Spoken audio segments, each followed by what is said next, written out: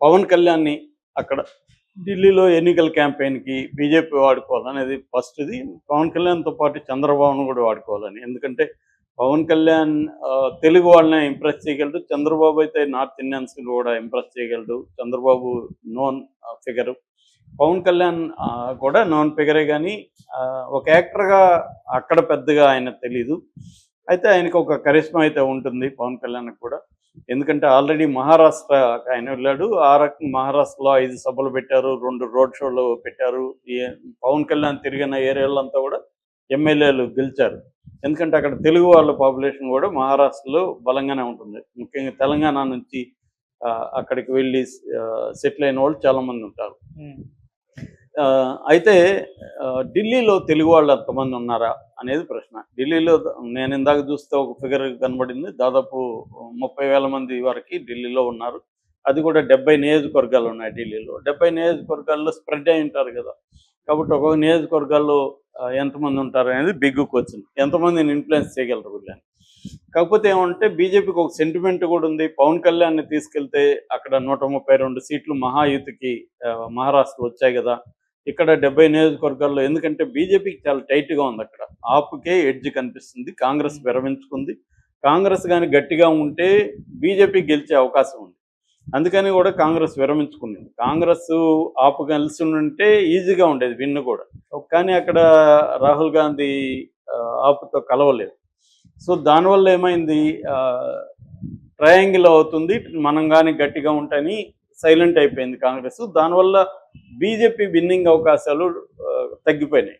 ఆప్ మళ్ళీ గెలిచే అవకాశం ఉంది. అందుకని బీజేపీ శాయశక్తులు పోరాడుతుంది. మొత్తం దేశంలో ఉండే పెద్ద పెద్ద బీజేపీ నాయకులు, యోగి లాంటి వాళ్ళంతా కూడా అక్కడ దింపుతుంది.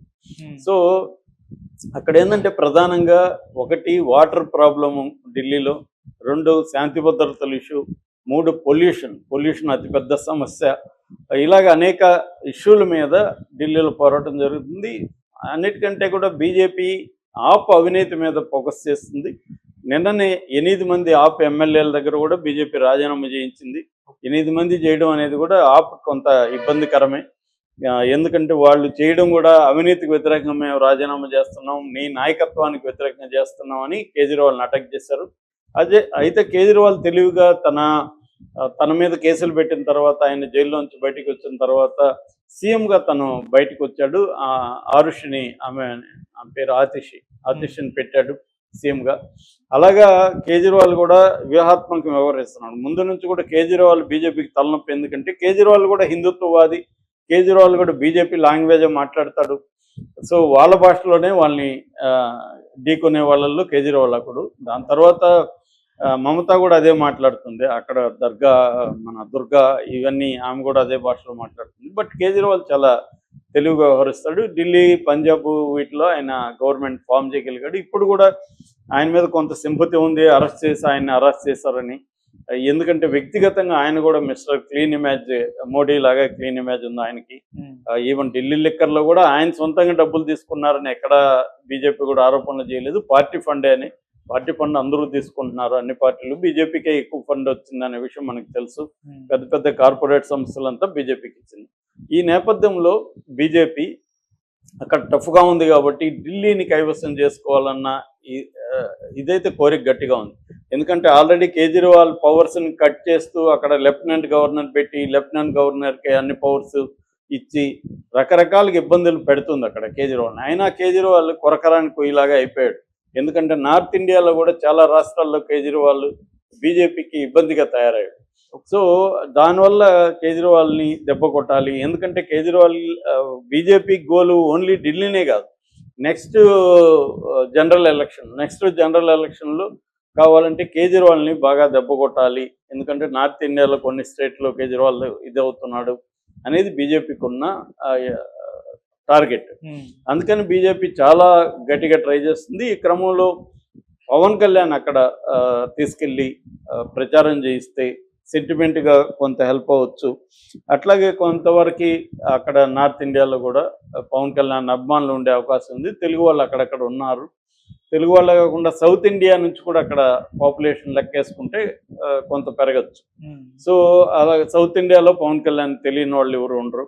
అలాగా అక్కడ కొన్ని లక్షల మంది అయితే ఓటర్స్ పవన్ కళ్యాణ్ ఇన్ఫ్లుయెన్స్ చేయగలరు లక్షల మంది ఓటర్లను, కాబట్టి ఆ కౌంట్ వేసుకొని బీజేపీ పవన్ కళ్యాణ్ తీసుకెళ్దాం అనేది ఉంది. పవన్ కళ్యాణ్ కూడా తాను నేషనల్ లెవెల్లో ఫోకస్ కావాలని, నెక్స్ట్ బీజేపీతో కలిసి ఆంధ్రప్రదేశ్లో తాను సీఎం క్యాండిడేట్గా ప్రొజెక్ట్ అయ్యి వెళ్ళాలి. ఎందుకంటే పవన్ కళ్యాణ్కి కూడా తక్కువ ఏజ్ ఏమి కాదు. ఆయన కూడా 53, 54, 55 వరకు ఉన్నాయి. సో దానివల్ల ఆయనకి ఇంకో నెక్స్ట్ 5 ఏళ్లలో ఆయన సీఎం కావాలని ప్లాన్ చేసుకుంటే కనీసం 10 ఇయర్స్లోనే అవుతాడు. అది లేకుండా ఆయన ఎప్పటికీ డిప్యూటీ సీఎం, చంద్రబాబు సీఎం లేదా లోకేష్ సీఎం అనుకుంటా ఉంటే ఆయన జరగదు. ఆయన ఇప్పుడు స్ట్రాటజిక్గా చంద్రబాబు సీఎం అని అంటున్నాడు, ఎందుకంటే లోకేష్ సీఎం కాకూడదు అనేది అతని ప్లాన్ కాబట్టి అలా వెళ్తున్నాడు. కానీ చంద్రబాబుని ఇరుకును పెట్టే విధంగా ఆయన ప్లాన్ చేస్తున్నాడు. దీనికి ప్రధాన కారణం ఏంటంటే పవన్ కళ్యాణ్కి బీజేపీ అండగా ఉంది. మోడీ, అమిత్ షా అండగా ఉన్నారు కాబట్టి చంద్రబాబు కూడా ధైర్యంగా పవన్ కళ్యాణ్ ఎదుర్కొనే పరిస్థితి లేదు. లేకపోతే చంద్రబాబు అనేక వ్యూహాలు వేయగలడు, పవన్ కళ్యాణ్ ఎక్కడ కంట్రోల్ చేయగలడు. కానీ కంట్రోల్ చేయలేని పరిస్థితి ఏర్పడింది ఆయనకి. తన సొంత కొడుకుని కూడా డిప్యూటీ సీఎం చేసుకోలేని పరిస్థితుల్లోకి చంద్రబాబు వెళ్ళిపోయాడు.